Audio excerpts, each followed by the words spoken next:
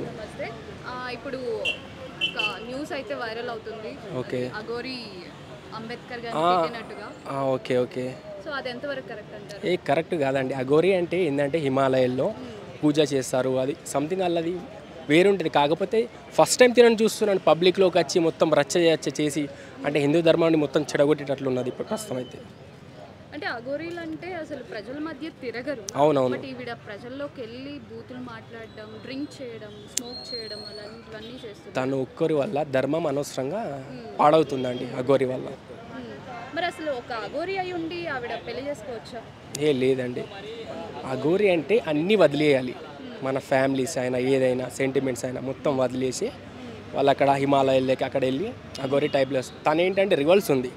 అక్కడ నుంచి వచ్చి ఇక్కడ మ్యారేజ్ చేసుకోవడము, అసలు మొత్తం పబ్లిక్ని పోలీస్ వాళ్ళకు అంట మిస్బిహేవ్ చేయడము, ఇది కరెక్ట్ కదండి.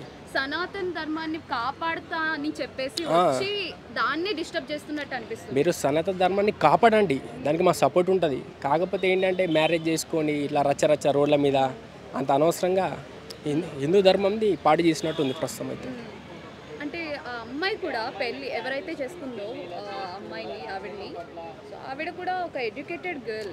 అవునండి. ఇప్పుడు జనరేషన్ సిచ్యువేషన్ అయితే ఎటు పోతుందో అర్థం అవ్వట్లేదు.